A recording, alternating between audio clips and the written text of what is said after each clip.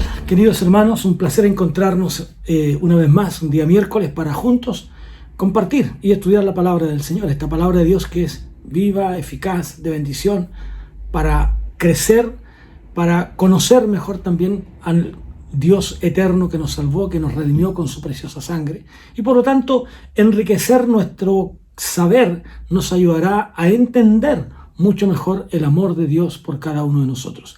Y hoy día vamos a entrar en el capítulo 15 de 1 de Corintios, un capítulo bastante interesante, diría yo, por las cosas que contiene en él y que sin duda alimentarán y ayudarán a nuestro corazón.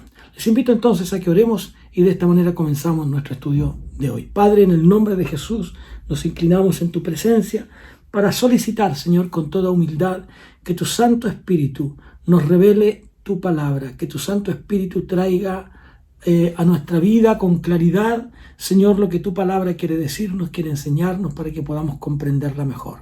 Gracias porque tu palabra se revela a nuestro entendimiento y de esa manera podemos conocerte y amarte más. En el nombre precioso de Jesús. Amén y amén. Muy bien, vamos a comenzar entonces nuestro estudio de hoy del capítulo 15 del libro de 1 de Corintios. En este capítulo, el apóstol Pablo llega a lo que podríamos señalar como uno de sus grandes temas espirituales en esta carta. Y recuerde que en la primera parte él habla acerca de estos temas carnales, ¿no es cierto? O que tienen que ver con la vida física, vamos a decir, con la naturaleza física del ser humano. Y él trató esos asuntos a los corintios que le parecían importantes mencionarlos y que son también para nosotros importantes en el día de hoy. Y en esa sección nosotros pudimos apreciar lo importante que es encontrar una experiencia emocionante, diría yo, en el conocer y en el saber de Dios. Así es que luego Pablo escribe en el capítulo 13, ¿no es cierto?, su gran capítulo acerca del amor, acerca de estos dones espirituales y que por encima de esos dones espirituales debe estar el anhelo, el deseo de que Dios pueda colocar en nosotros mucho más de su amor y de esa experiencia. Así es que, y que ese amor que es el resultado del fruto del Espíritu, y por lo tanto es para nosotros una tarea maravillosa saber que podemos encontrar esta experiencia espiritual para nosotros también en este tiempo y en este día específicamente. Así es que esa es la tarea. Luego Pablo, ¿no es cierto?, nos invita ahora a este tercer gran tema entre estos espirituales y tiene que ver con la resurrección de Jesús. Cuán importante es para la cristiandad, cuán importante es para el Evangelio, para las buenas noticias, para la esperanza de la eternidad, cuán importante es la resurrección de Jesús. Pero también trata aquí y de mucha importancia también para nosotros, tiene que ver con la resurrección nuestra propia resurrección, y que obviamente es lo que culmina, ¿no es cierto?, con esta fe cristiana que nos lleva a tener la seguridad, la certeza de que la muerte no tiene control, no tiene dominio sobre aquellos que están en la presencia de Dios, y que por lo tanto mirar hacia el futuro para el creyente, mirar hacia el futuro para el cristiano es simplemente digamos un amanecer con Dios. Así es que obviamente nosotros queremos vivir aquí y estar aquí lo más que podamos, pero ¿por qué? Porque aquí es donde de alguna manera somos útiles a nuestra sociedad, somos útiles también a la gente que aún no conoce a Jesús y que nosotros podemos entregarles un mensaje de esperanza. Sin embargo, no podemos dejar de pensar en lo que será la eternidad con Dios. Así es que Él no solo quitó nuestro pecado, sino que la resurrección hace de manera especial que el perdón de los pecados sea realmente importante. Por eso es que esta esperanza para nosotros, esta esperanza de gloria, nos hace mirar hacia el futuro de esa manera. Él nos asegura esa entrada al cielo. Ahora, es necesario, sin embargo, en este capítulo, ¿no es cierto?, definir, marcar, delinear con meridiana claridad qué es lo que significa la resurrección. Esta resurrección que podríamos decir no solo es espiritual, no es que no lo sea, no solo es espiritual, sino también en un elemento físico que todavía, diría yo, ¿no?, en nuestra mente carnal humana, nosotros no alcanzamos a dimensionar, no alcanzamos a medir. Y la palabra aquí que se usa en Corintios es una palabra que en el griego es anastasis necrón. Anastasis necrón. Esta palabra quiere decir levantar un cuerpo, ¿ya? Sacarlo. Y eso es lo que dice la Biblia, que los muertos en Cristo serán levantados, serán resucitados. Entonces, quiere decir ponerse en pie, ¿ya? Ponerse en pie. De ahí viene esta palabra anastasis, ¿ya? Ponerlo en pie. Entonces, ahí es donde nosotros decimos que no solo es una resurrección espiritual. ¿En qué posición entonces nosotros podemos mirar aquello? En la época del apóstol Pablo, en la ciudad de Corinto, en el mundo romano en general, habían a lo menos 3 líneas de pensamiento en relación sobre la muerte y sobre la vida después de la muerte, ¿ya? Por un lado estaban los estoicos, o el estoicismo como se conoce también, que enseñaba que el alma se unía a la deidad al morir. Por lo tanto, había una idea de que lo humano se aniquilaba, se destruía, toda la personalidad. Entonces, desde esa perspectiva, la resurrección perdía valor. Después estaba la enseñanza filosófica de los epicureos, o epicúreos, como dicen algunos también, que eran más materialistas y que enseñaban que no existía vida después de la muerte. ¿Ya? No había existencia. La muerte era el final. Con la muerte se acaba todo. Por lo tanto, está esta idea, de ahí viene esta idea de pasémoslo bien, divirtámonos, gocémonos, no tengamos temor de nada, porque al final de cuentas, después de esta, no hay otra. Después de esta vida, no hay otra. Y la tercera corriente filosófica eran los que venían de Platón, el platonismo, como se conoce, que enseñaba la inmortalidad del alma. Y enseñaba un concepto parecido a una transmigración, es decir, que era como pasar de un cuerpo a otro. Y uno puede encontrar eso en los cultos de la India, por ejemplo, en algunos lugares de América, que niegan la resurrección del cuerpo. Entonces, cuando Pablo escribe a la iglesia en Corinto, en Atenas, habla acerca de la resurrección, ellos allí pensaron, ustedes recuerdan, en otra oportunidad te vamos a escuchar, porque ellos estaban pensando que él hablaba de un nuevo Dios, de un Dios que ellos no querían conocer. Entonces, es necesario desde esa perspectiva comprender muy bien de qué estaba hablando Pablo aquí y de qué estaba enseñando. En el mismo momento en que una persona muere, la Biblia dice que está ausente del cuerpo, pero presente en el Señor. ¿Ya? Si el individuo, la persona que muere, no es un hijo de Dios, entonces va a un lugar de tormento. Si pudiéramos hacer un bosquejo natural de este capítulo 15, podríamos hablar de que Pablo en los primeros 4 versículos está hablando de lo que tiene que ver con la resurrección en el Evangelio, una enseñanza sobre eso. Del texto 5 en adelante hasta el 19 aproximadamente, estaría hablando, entregando pruebas de la resurrección. ¿Ya? ¿Cuáles son las pruebas?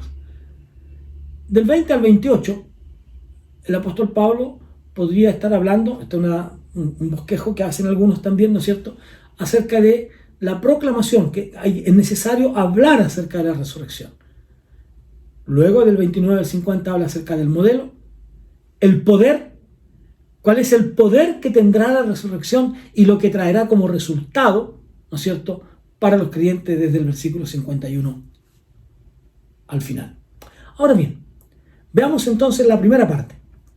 Fíjese que Pablo declara que la resurrección forma parte importante del Evangelio. De hecho, no hay Evangelio sin la resurrección. Él mismo lo dice. Si Cristo no hubiera resucitado, entonces nuestra fe se vuelve vana. Y Cristo es las primicias de la resurrección. Por lo tanto, la centralidad de nuestro Evangelio, de nuestra proclamación, de nuestra predicación del Evangelio, tiene que ver necesariamente con anunciar y proclamar la resurrección de entre los muertos.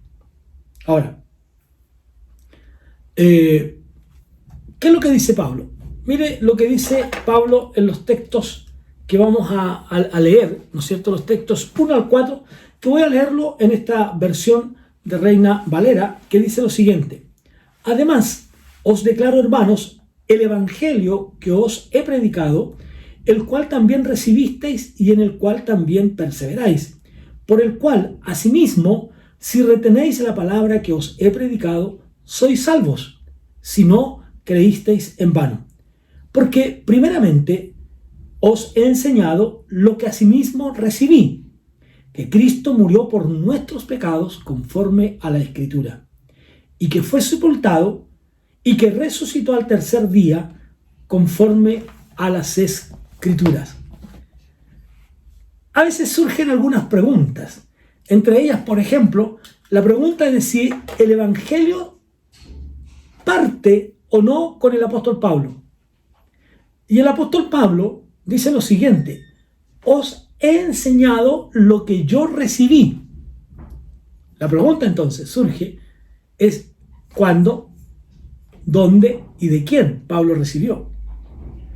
Diríamos que primero, si pudiéramos echar una mirada a esto muy rápido, primero Pablo recibe la certeza del Evangelio, aunque no lo acepta, aunque no lo cree, del testimonio de los mismos apóstoles, especialmente de Esteban.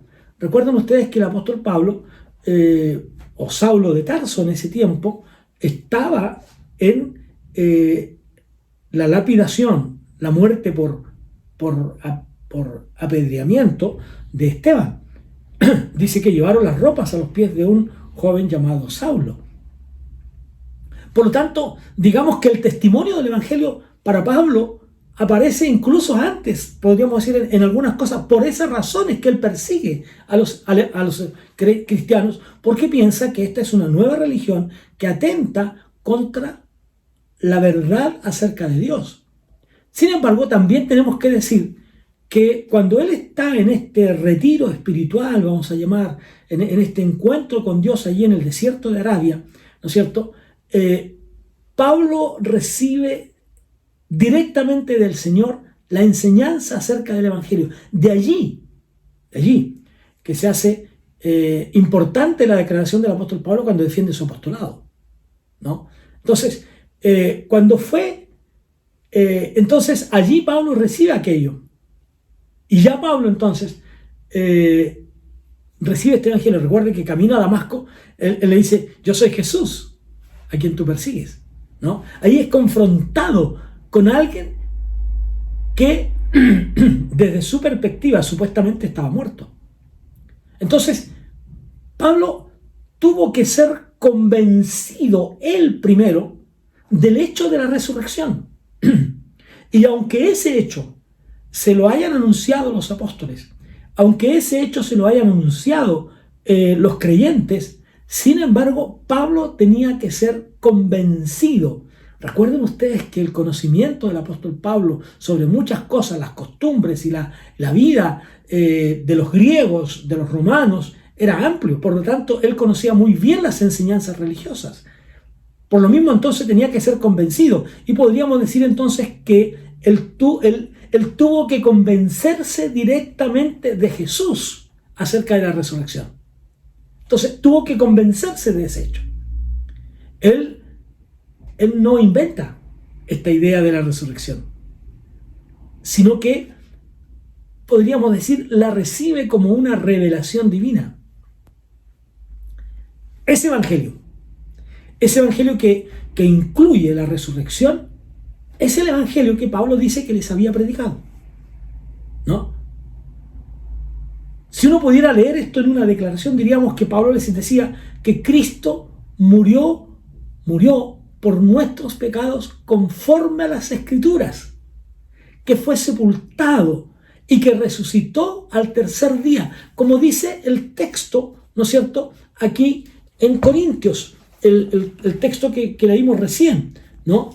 Porque primeramente os he enseñado lo que yo recibí, que Cristo murió por nuestros pecados conforme a las Escrituras, y que fue sepultado, dice el texto 4, y que resucitó al tercer día, de acuerdo a las Escrituras. Y que como certificación de eso, se le apareció a Pedro, a Cefas, ¿no? Y se le apareció también a los 12.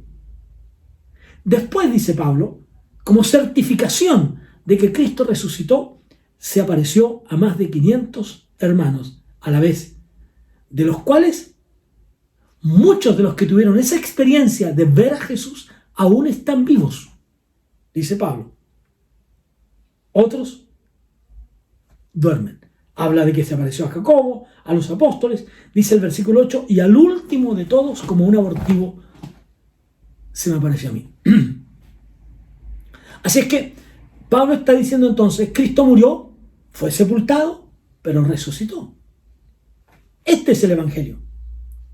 Y este hecho de la resurrección y de la vida eterna es lo que hace al evangelio una buena noticia. Y ese es el evangelio que usted y yo tenemos que anunciar. El evangelio de la esperanza eterna, el evangelio del perdón de pecados, el evangelio que es capaz de vencer la muerte. Por eso que Pablo va a decir más adelante, y lo vamos a ver en los próximos estudios, ¿dónde está muerte tu aguijón? ¿Dónde, oh sepulcro, tu victoria? ¿No? Entonces, el evangelio no nos habla de un catálogo de cosas que nosotros tengamos que hacer, de algo en lo que nosotros podamos y necesariamente debamos ocuparnos, en realizar, en llevarlo adelante, de acuerdo a nuestro propio esfuerzo. ¿Qué es lo que hace el evangelio? El evangelio nos cuenta, nos informa de lo que Cristo ya ha hecho por nosotros. Hermanos, esto es realmente glorioso. El evangelio nos está diciendo, tengo una buena noticia para ustedes y quiero contarles, dice la palabra del Señor, lo que Cristo ha hecho por nosotros. Y se expresa de manera tajante, de manera clara, transparente, en la muerte, en la sepultura, pero también en la resurrección. El hecho de la muerte de Jesús es un hecho histórico. Muy pocos, si es que hubieran algunos, se atreverían a dudarlo. No podrían, ¿no? Y hay que añadir que fue sepultado. Ahora, usted se preguntará, ¿por qué es tan importante añadir que fue sepultado? ¿No?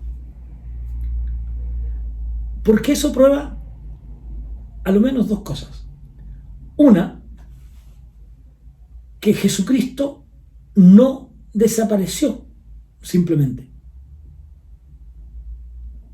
Tanto Nicodemo como José de Arimatea y los otros que lo vieron crucificado sabían perfectamente que se trataba de Jesús.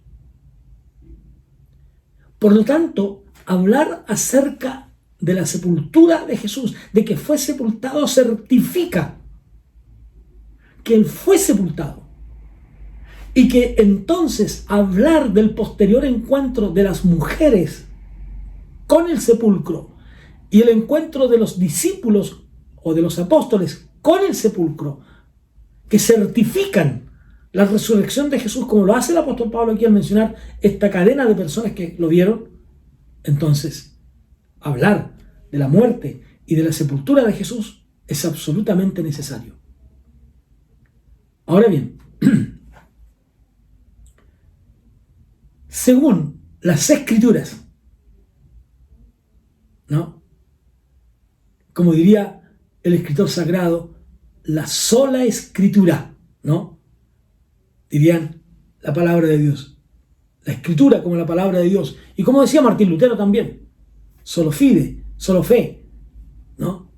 Solo la salvación, pero solo Escritura. La palabra de Dios, ¿no?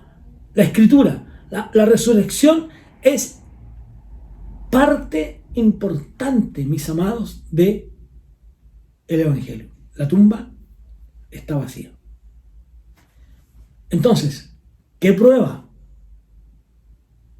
¿Qué prueba que Jesús resucitó? Primero, que fue sepultado. Segundo, que la tumba está vacía. Entonces, sin duda que el Evangelio consiste en estos tres hechos. Jesús fue muerto, sepultado y resucitado. Esta es entonces la prueba. Otra prueba de la resurrección. Y esta experiencia la vemos en la experiencia de los hermanos de Corinto. Pablo dice: además, hermanos, el evangelio que os he predicado, el cual también recibisteis, en el cual estáis firmes, por el cual también sois salvos. Si retenéis la palabra que os he predicado, sois salvos, a no ser que hayáis creído en vano. O sea, la otra prueba de la existencia de la eternidad y de la salvación y del evangelio en la muerte, la sepultura y la resurrección es la existencia de la iglesia. Gamaliel diría, cuando se pretende acabar con todo esto, ¿no? Gamaliel dice: cuidado, tengamos cuidado.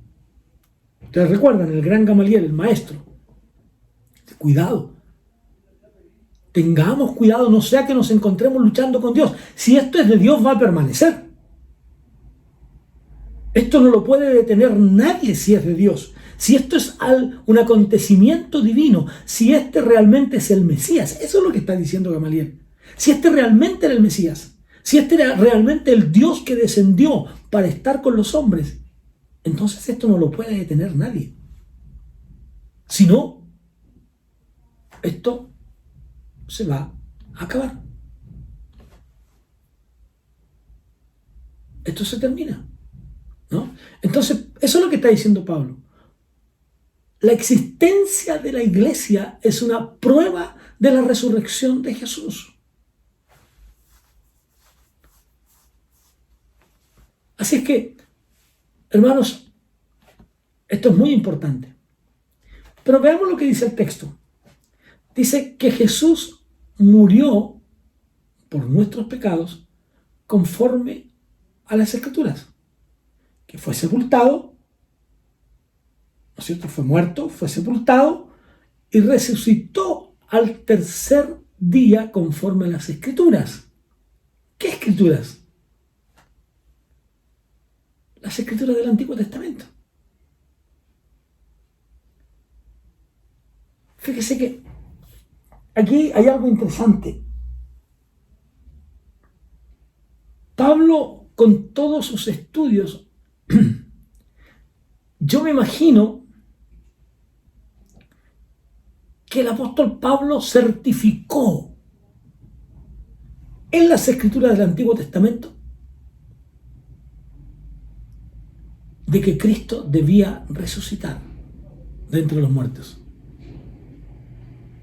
debió referirse al sistema mosaico, de los sacrificios, a las ofrendas que nos aparecen en el libro de Levítico, las ofrendas del perdón de los pecados, etc. Les habló de la expiación. Esto estaba en las Escrituras. Entonces, cuando habla acerca de la resurrección, menciona este otro elemento. Esto es conforme a las Escrituras. Esto no es invención humana. Eso es lo que está diciendo Pablo. Esto no se me ocurrió a mí, dice Pablo. Esto no es algo que me transmitieron los apóstoles. Esto no es algo que yo escuché. Esto no me lo dijo Esteban mientras estaba muriendo. No. Esto está certificado con las Escrituras. Así entonces, perfectamente, nosotros podemos ir, por ejemplo, al capítulo 25 de Isaías. Y que nosotros podemos leer allí lo que nos dice el texto bíblico para nosotros. Y miren lo que dice la palabra del Señor. Jehová, tú eres mi Dios, te exaltaré, alabaré tu nombre, porque has hecho maravillas, tus consejos antiguos son verdad y firmeza, porque convertiste la ciudad en montón, la ciudad fortificada en ruina, el alcázar de los extraños para que no sea ciudad ni nunca jamás sea reedificado, etcétera, etcétera. Pero después dice, destruirá la muerte para siempre y enjugará Jehová el Señor toda lágrima de los rostros. Fíjense ustedes, qué maravilloso. Aquí nos está hablando acerca de eso. Toda lágrima de todos los rostros y quitará la frente de su pueblo y toda la tierra, porque Jehová lo ha dicho. Y se dirá en aquel día, he aquí, este es nuestro Dios, le hemos esperado y nos salvará. Este Jehová, a quien hemos esperado, nos gozaremos y nos alegraremos en su salvación, porque la mano de Jehová reposará en este monte.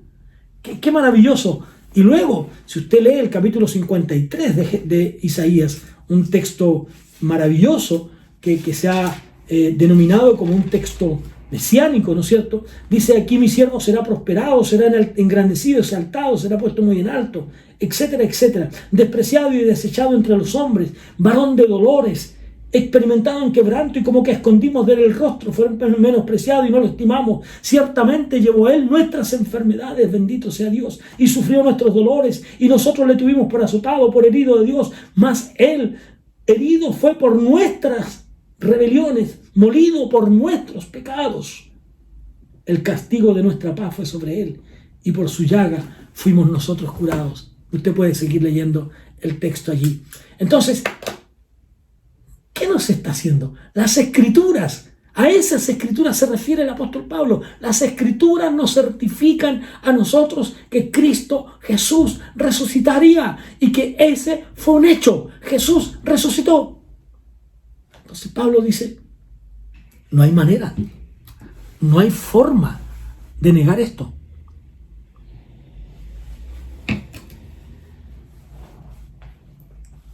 Este es un hecho que nosotros debemos entender y que debemos comprenderlo. Entonces, todo aquello, ¿no? Hasta ahí está. La expectativa del Antiguo Testamento no estaba dirigido solo a ese momento, sino también al que nosotros habríamos de vivir. Así es que las personas que dicen que no creen en una religión para el más allá, sino en una religión para el ahora, para el aquí, en este mismo momento, sin duda debemos decirle que nuestra fe va mucho más allá, mucho, mucho más allá. Es para el aquí, es para el ahora y es para el mañana, para el más allá, ¿no? También diríamos que otra prueba es la prueba de los testigos. Y no podemos dejarlo de lado. Pablo los menciona, aquí no. Apareció a Cefas, después a los 12. Ahí está. Se le apareció a Cefas en forma privada. Usted podría preguntarse qué sucedió con eso. No nos incumbe, no es parte de nosotros. Después el Señor fue visto por los apóstoles, por los 12. Si ya había aparecido a Pedro en privado, ¿quién eran los 12? Era un término para referirse al colectivo, al grupo de los discípulos. ¿No? Allí estaba. Después apareció más de 500, como leí hace un rato, a la vez, de los cuales muchos viven y otros ya han muerto. 500 de ellos vieron a Jesús. Es probable, algunos estudiosos creen que esto pudo haber ocurrido en Galilea, cerca del mar de Galilea. Recuerden ustedes que él mismo dijo: díganle a los discípulos que voy a Galilea, que allí los espero. Así que podría referirse a eso, a ese encuentro.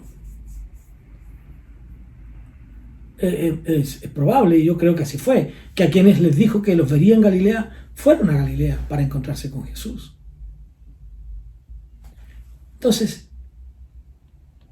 allí estaba, 500 creyentes, 500 de ellos, ¿no? Y después a Jacobo, y por último, como un abortivo, dice Pablo, se me apareció a mí. Ahora, Pablo considera aquí que para él su nacimiento espiritual es un poco anormal como apóstol y para reclamar su apostolado, porque no había pasado por ese periodo de haber estado con Cristo, esa gestación, esa relación padre-hijo en el ministerio terrenal de Jesús. Y claro, si usted y yo estuviéramos en aquel día, también estaríamos con los que decían: no, Pablo no estuvo con Jesús.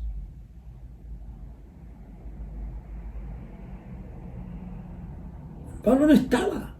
Él nunca anduvo con Jesús. Pero no es menos cierto que el impacto que causó la resurrección de Jesús en hombres y mujeres de aquel tiempo realmente fue extraordinario.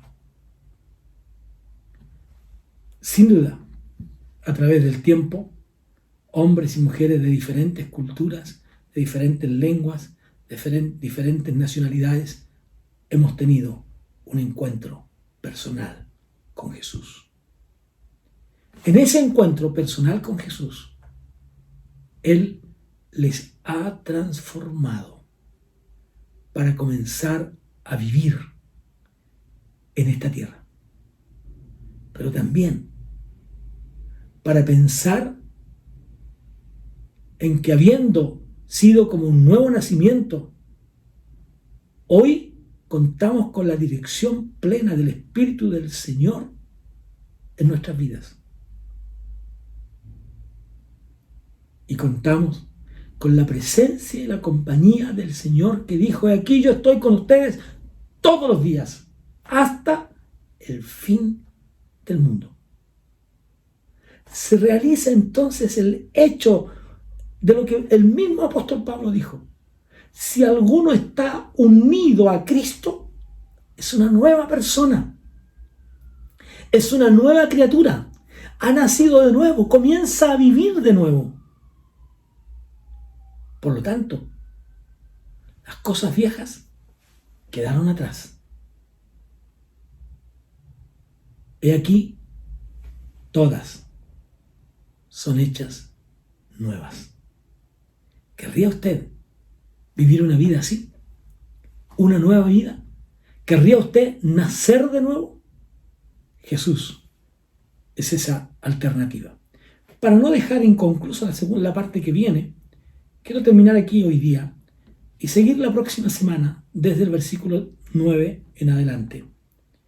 Les invito a que usted durante estos días pueda estar leyendo este capítulo y pueda estar pensando en lo que el Señor nos ha dejado y que nos ayuda a nosotros a entender. Y el apóstol Pablo aquí, con meridiana claridad, nos plantea el por qué la resurrección de Cristo es un hecho real.